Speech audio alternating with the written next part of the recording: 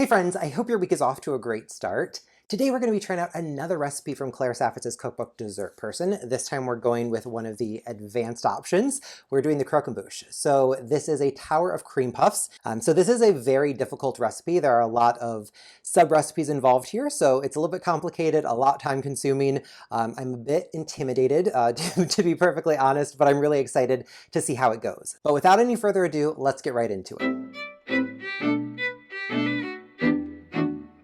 So the first thing we're going to make is the Craquelin. This is a little cookie that will sit on top of the cream puffs to give it a nice round appearance and a crackly texture. For that, I've got 1 stick of unsalted butter. This is room temperature. To that, I'm going to add some light brown sugar. And using just a spatula, we're going to cream this all together. Probably could have used a larger bowl, but that's all right. Okay, cool. So that's been about 1.5 minutes of stirring, and I think that this is looking pretty creamy and smooth. Never creamed butter and sugar by hand before. Always a good reminder that you don't need a stand mixer necessarily to make these recipes. Now here I've got some AP flour and a little pinch of kosher salt. And now we're just going to carefully fold this together to get that flour incorporated into the butter and sugar. I really should have gone for a larger bowl here. All right, and this flour is getting pretty well incorporated. I think we're nearly there. So I think this is looking pretty nice. It looks very sandy. It's quite a dry mixture. So I'm going to switch over and just go in with my hands and knead this a couple times just to ensure that everything is getting really well incorporated. So you can see it's very dry and crumbly. This is not like a typical cookie dough. All right, and so this dough is looking nice and evenly incorporated to me. So now we can go ahead and split this in half, and we'll pop it onto some parchment paper to get it rolled out. All right, so we need to get this rolled quite thin. So we're looking for 1/8 of an inch. So I'm going to tap this down just a little bit to get us on a head start to being where we want to go. And I think that's looking pretty good as far as thickness goes. We're looking for 1/8 of an inch. I'm going to pop this in the fridge and then we'll roll out the next bit. That looks good as well, so I'm going to pop this in the fridge to chill also. All right, so this dough has been in the refrigerator for about 10 minutes, so it's firmed up just slightly. It's not going to be hard to the touch, but I think it should be a little bit easier to work with. So now what we want to do is take our 1-inch cutter. Mine is actually about 1.25 inches. Whatever you've got that's approximately 1 inch will work. You just want everything to be the same size. So I'm going to start over here and I'm just going to kind of go down and twist. You want to put these circles as close together as possible so that you don't have to re-roll a ton. Obviously you can re-roll these scraps as many times as necessary to get to your 70 circles. And Claire says in the Croquembouche recipe that this step is optional.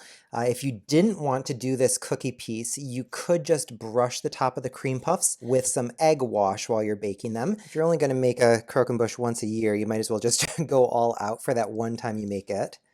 All right, so I'm carefully removing these using my offset spatula. Transfer them to a plate or a cutting board, just anything that's transportable so you can pop it back into the refrigerator. We're going to store these in the refrigerator until we're ready to bake the cream puffs.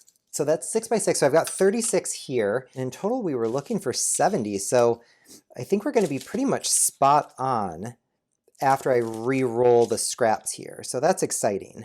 I'm just going to go for it and try to go straight through without chilling again.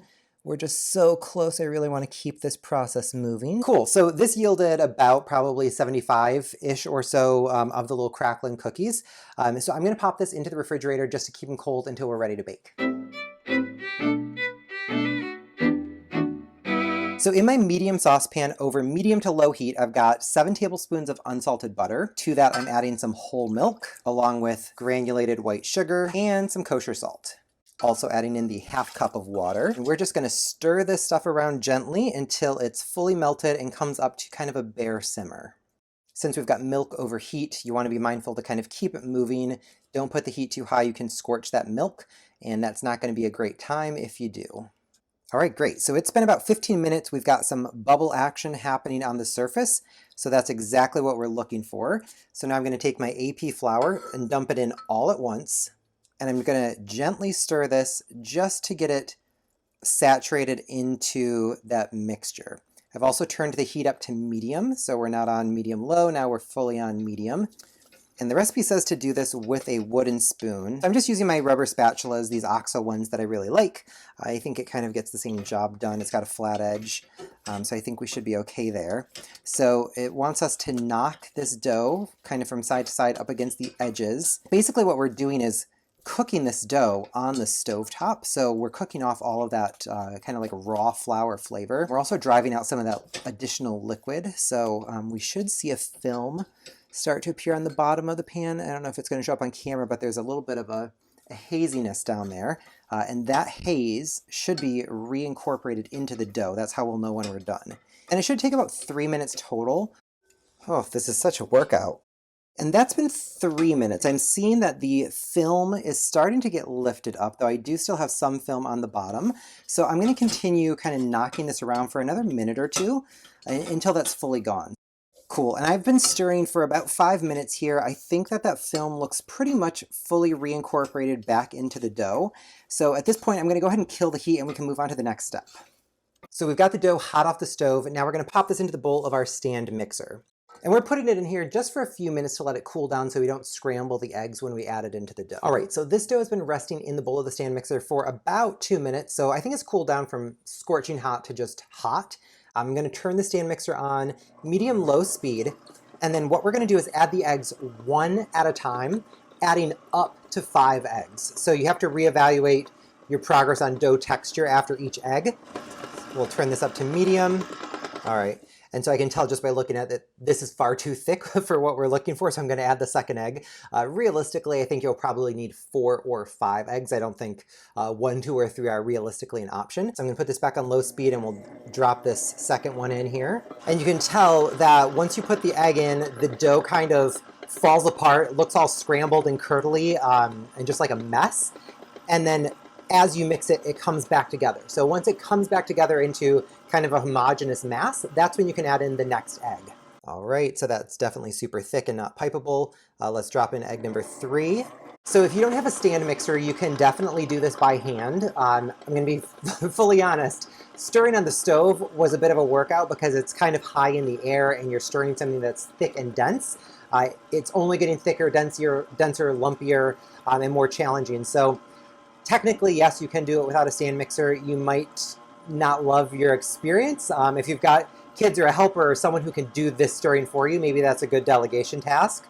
All right, and so this dough's come back together. You can see the texture here is looking a lot nicer. It's starting to actually look like a proper dough. However, I can tell that this is still super thick. We're looking for something that's flowing and has a little bit of movement to it. So we're gonna go ahead and add in the next egg here. So that's been 4 eggs total.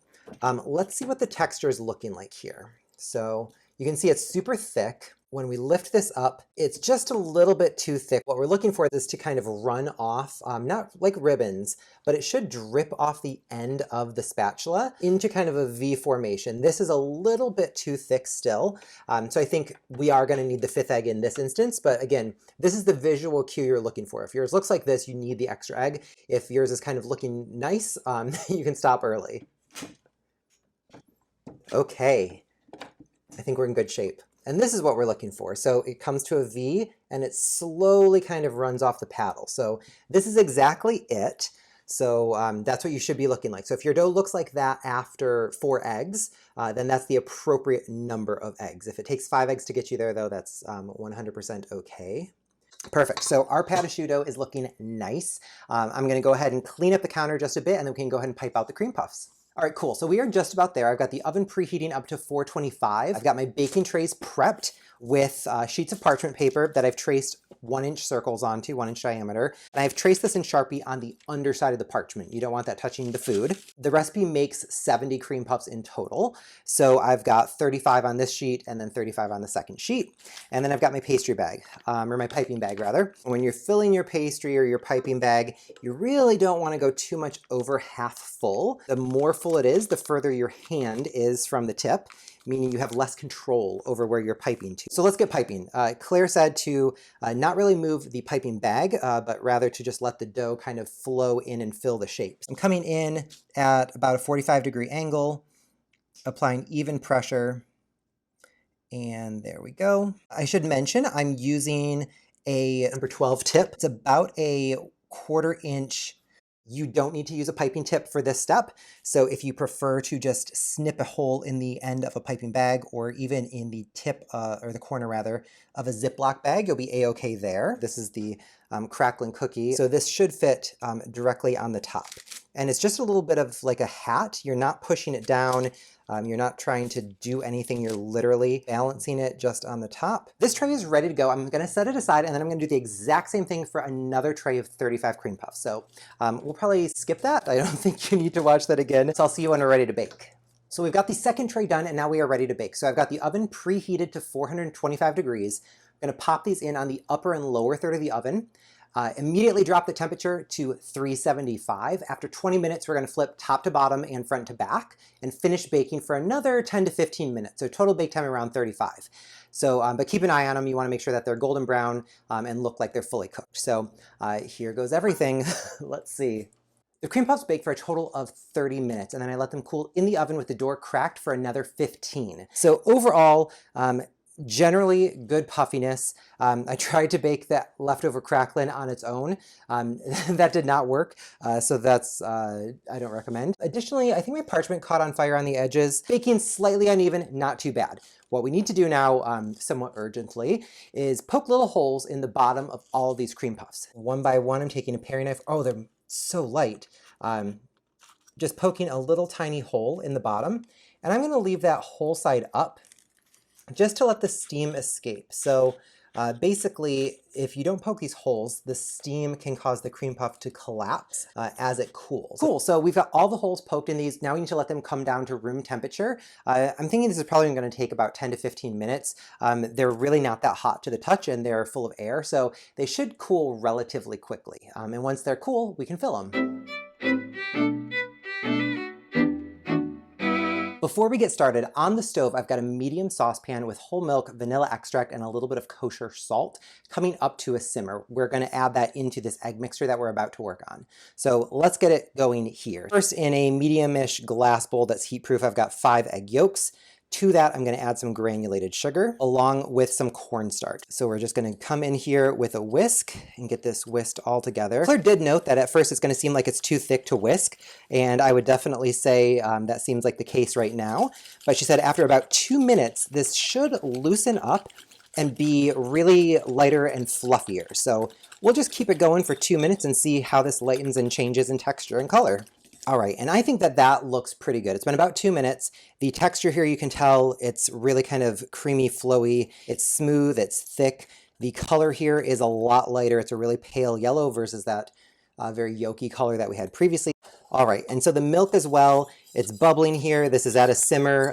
I can smell the vanilla extract in here as well. You could use vanilla bean if you want to. However, since I'm gonna be doing a chocolate version of this, I kind of feel like vanilla beans are too expensive to pair with chocolate, which will just overpower them, so I'm using extract. However, if you were doing just a plain vanilla pastry cream, you probably do want to go with the vanilla bean pods, just so that you have the flex of the vanilla and the flavor will be a little bit nicer. I'm going to continuously whisk here, and I'm just going to slowly stream in about half of this milk mixture.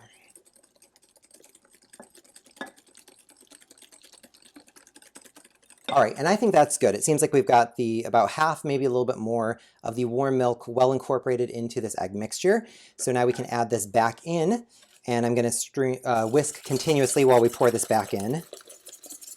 Now we need to take this back over the stove and finish cooking it off, so let's get to it. All right, so we've got the pan over medium heat, and now we're gonna whisk this constantly until the foaming stops and the texture thickens up and starts to look like pudding. Claire noted that this process could take about 3 minutes. However, it could take longer depending on your stove and the pan that you're using. So she's got a few visual indicators of what we're looking for at that 3-minute mark. So we'll measure and reassess when we get there.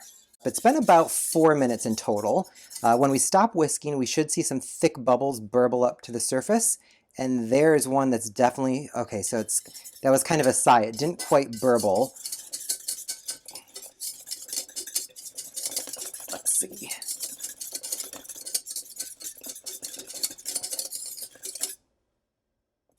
There we go. All right. All right, so those burbles are exactly what we're looking for. I'm gonna kill the heat on this, and we will get it over and get it strained out.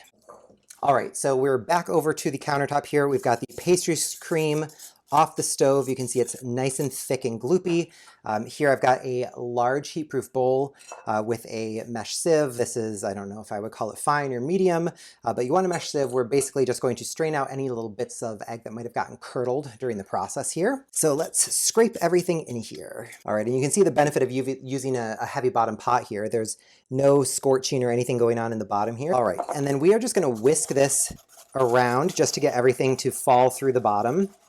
So basically the point of this is that even though we separated the egg whites from the yolks, there might have been kind of those white fragments. You know, sometimes there's those little stringy bits that just really hug the yolk. Any of those will have curdled and gotten thick during the cooking process potentially. Further, if you had your vanilla bean, you'd be getting the pot out at this point as well. And you can see I've got a few little bits in here that look a little bit of a curdly egg situation going on right there. Maybe it's a clump of cornstarch or something that didn't get fully incorporated. But there are definitely a few solid pieces. Now, obviously, everything on the bottom here, though, is tasty smooth and lump-free. So we can scrape that off. All right, so using a fresh spatula, just go down there and get all of the good stuff off. So the lumps are on the inside, everything that's on the outside is fine to use. All right, so while this mixture is still nice and hot, we're gonna add in our butter. So I've got 6 tablespoons of butter. I've cut them into half tablespoon size clumps, and we're gonna add them, I'm doing 2 clumps at a time, and we'll just whisk it until those are melted, and then we'll add the next. And it is important that your butter is cold at this point. So that's gonna do one really big thing for us. So we've got the mixture that has eggs in it. It was at a near boil while on the stove. And we are all familiar with carryover cooking at this point. So the eggs were the right temperature, this pastry cream was the right consistency when we took it off the stove. So if the temperature is hot and stays up there, this could end up overcooked. So by adding in this cold butter, you're bringing that temperature down. You're helping kind of speed up that process. Ultimately, we are going to chill this. Adding the cold butter in kind of speeds up that process. All right, perfect. So we've got all 6 tablespoons of butter incorporated here. You can see the texture has really thinned out considerably. So if you were doing the vanilla version of the pastry cream, you'd be done right now. However, I'm doing the chocolate version. So here I've got 4 ounces of semi-sweet chocolate. I'm using the wafers, so I didn't chop them. However, if you were using a bar, you'd want to chop that into small pieces. And we're just gonna whisk this until that chocolate is fully melted. Wow, this looks and smells so good. I'm being super careful to make sure that all of the chocolate is melted. You don't want to have a glob of unmelted chocolate in your pastry cream because then it would no longer be creamy, which would be a problem. But also that feels like a suboptimal eating experience to have a glob of chocolate in your really smooth center. It'd be a different story if you're using mini chocolate chips or something like that, where it's really kind of consistently lumpy and inconsistent, but I feel like a surprise piece of chocolate just isn't, it's not it. All right, and here we go with the cling film. So you do want to press this against the surface. So this is all set then. I'm going to pop this into the refrigerator for 4 hours. If you wanted to do this in advance of whatever baking project you're doing, by all means, make this a day or 2 before. It will hold up just fine covered in the refrigerator. I will see you guys in 4 hours when this is ready to use. All right, so the pastry cream has been in the refrigerator for about 5 hours at this point. You can see it's definitely set up. It's got those marks from the cling film pressed against the surface here. And now we can try to break this up and just get it a little bit more willing to work with us, just by going in here and whisking it around to kind of get it moving again. So nice and thick. Perfect. So now to the loosened up pastry cream, we're going to add in some creme fraiche or some mascarpone cheese as an alternative here. This is going to add some tang and help lighten up the pastry cream a little bit. So I'll just scrape this in here. Great, and now I'm just going to whisk this through to get it evenly incorporated. Wow, you can really tell the color's lightened up significantly. However, the texture here is way looser as well. So this is definitely a much more pleasant texture. It's still super thick and luxurious, but I can imagine piping this is going to be much easier versus the plain pastry cream. So the cream puffs are fully cooled. The pastry cream has been loosened with the mascarpone cheese. So we are ready to fill the puff. All right, I kept it mostly clean, so that's good on me. Okay. And I'm twisting this closed. Let's get to filling. So I've never filled cream puffs before. I'll start with this one that got a little burnt on the edge so that if something goes wrong, it's not the end of the world. Yeah. So you can kind of start to feel that there's a little, oh, this one I probably overfilled slightly because it's kind of coming out. You can start to feel that there's a little bit of like a pressure change, like you've kind of hit the fullness capacity of the cream puff. See, I overfilled that one a little bit too. It started to peak out again after I stopped squeezing. It's a fine line between underfilling and overfilling. You know, counting might be a strategy. If you're able to apply consistent pressure throughout the squeeze, that might be a way to go. All right, tray one done. Not really feeling like I've got a rhythm, not really feeling super confident, but we're making progress. So I hope that these are good once we get into them. And look at that, nearly perfect ratio of cream puffs to filling. I was about 3 cream puffs short of the full recipe yield, and I've probably got enough filling to do 2 to 3 more cream puffs. So Claire did the math perfectly on this. So now I'm actually feeling a little bit better about my filling situation because I ran out at the appropriate time, which makes me think I must have used the appropriate amount. So we'll see. Meanwhile, we're gonna let these hang out and let's finish up that caramel sauce. All right, so it is the next day. I needed a mental health break after last night ruining 3 separate batches of caramel. I kept having the sugar crystallize. I don't know what was causing it. I've made caramel numerous times with no issues whatsoever. So I'm attempting again today, switching up my strategy a little bit. I'm using a recipe for caramel that Claire posted on the Basically website a while back. The only difference here is that there's some cream of tartar added. So in with my sugar mixture here, I've got the exact sugar that Claire called for, the exact water that Claire called for, and I added in 1/4 teaspoon of cream of tartar. So cream of tartar is an acid that helps inhibit the recrystallization that you get in caramel sauce. So I've used this recipe, I used it most recently at Thanksgiving actually for my a caramel apple tart that I made, and it worked flawlessly. I am going to continue stirring this mixture until the sugar is dissolved. So when the sugar is dissolved, this will go from this milky white appearance to a clear liquid. And once it's clear, we're going to stop stirring and we will swirl only. So after 45 minutes, we are at kind of somewhere between a dark honey and maybe that light amber color. We're trying to take this to a deep amber. So at the 55-minute mark, we're seeing this kind of very deep amber color. I think we've probably got another 5 or 10 minutes left on this. All right, so we have just hit the 1 hour mark on this caramel. It's hard to believe how much fun we're having. The color has definitely deepened up. So this has been going for an hour and 5 minutes. I'm really liking the color we've got here. It's got a nice kind of deep amber look to it. So at this point, I've got my smallish heat-proof bowl, and we're going to very carefully pour this scalding hot liquid into our heat-proof bowl. One thing I do want to note, you know I'm a big fan of scraping pans. I did not scrape this deliberately because in the event that there was any undissolved sugar that had recrystallized out and stuck to the bottom, you don't want to scrape that into your caramel mixture because then that will cause recrystallization to happen when you take it out of the pan. All right, so we are finally ready for assembly. I've got another batch of caramel on the stove. We're going to need that once we finish dipping everything here. A couple things to call out. We've got the cream puffs. I made these yesterday, so I did keep these in the refrigerator overnight since they were already filled and they do have dairy in the filling.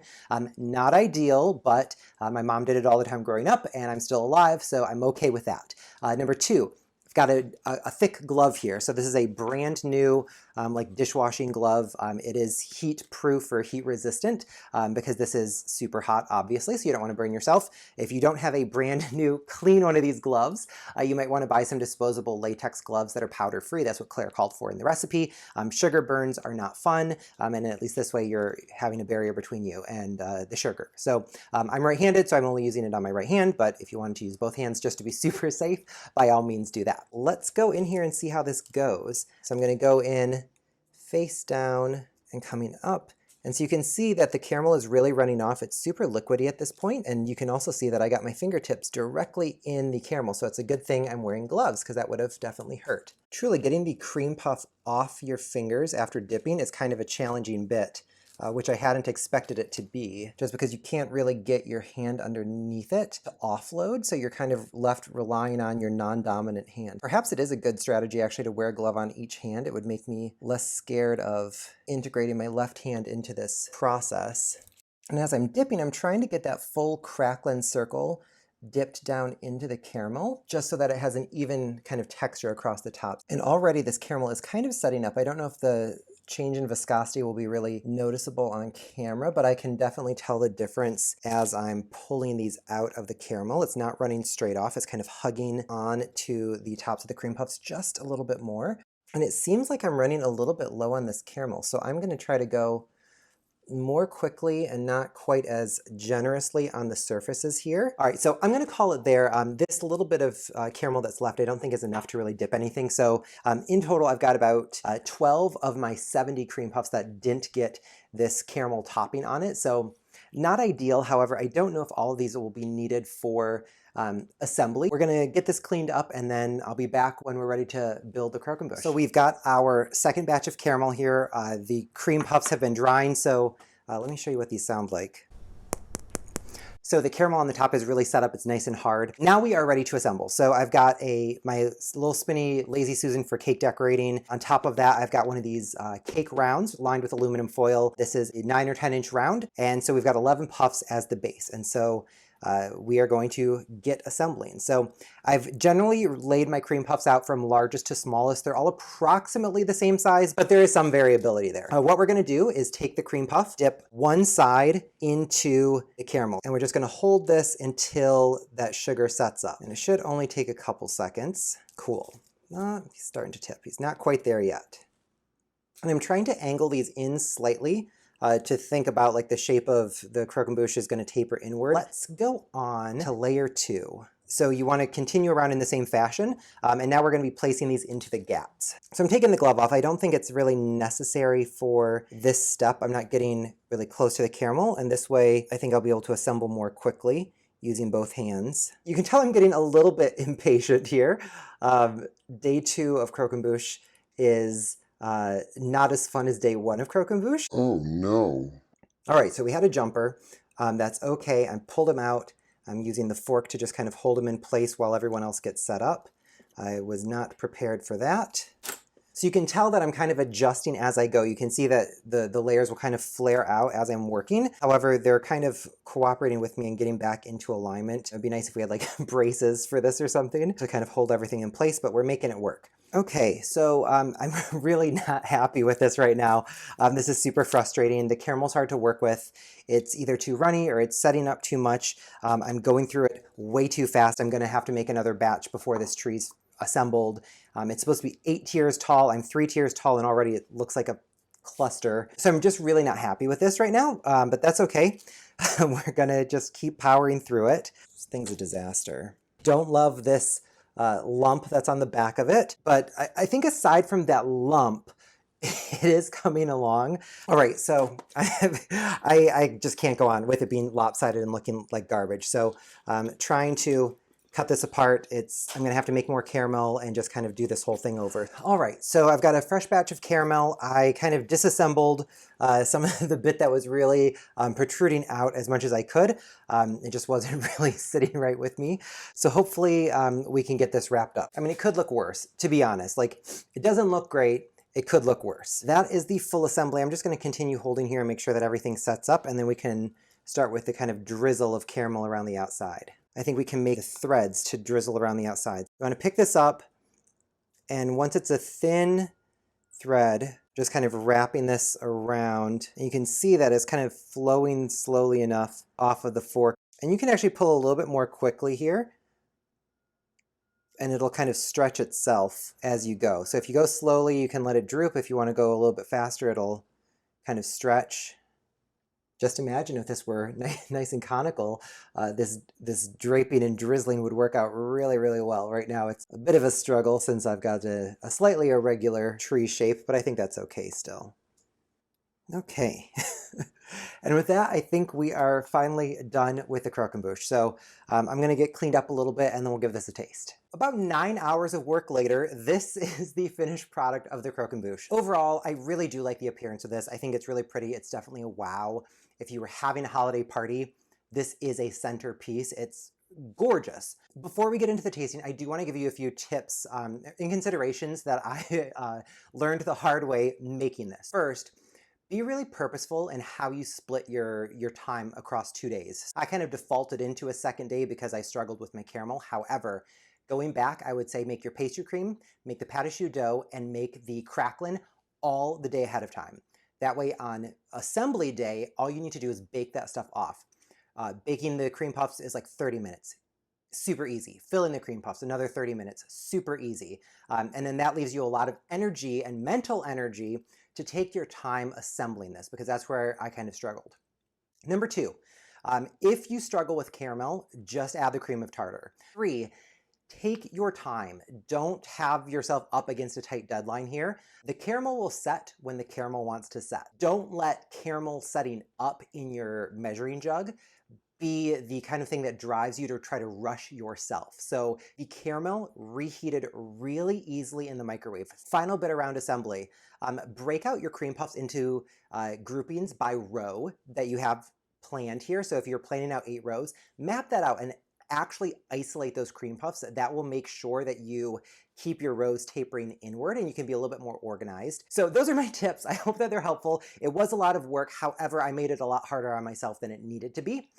So if you value your sanity and your loved ones and you don't want to yell at people, heed my warning. And I think you'll have a good time with this, because truthfully, it wasn't hard. It was just time consuming, and I ran out of patience. All that said, I'm dying to dig in. I'm gonna grab one of these little guys off of the foot of the Croquembouche. I am gonna just bite into this, I guess, and let's see. Cream puff, delicious. Pastry cream, outstanding. The texture of the dough is so nice. Really happy with how this puffed up. The caramel on the top, it's a little bit tacky. Kind of like sticks to your teeth a little bit, but not in like a necessarily bad way. It adds a little extra snappiness, which I appreciate. I do like a good texture contrast. So realistically, I probably won't make another of these unless I'm doing some holiday entertaining and having a big group of people over. It's 70 cream puffs, right? So do the math. I think this feeds at least a dozen, maybe more.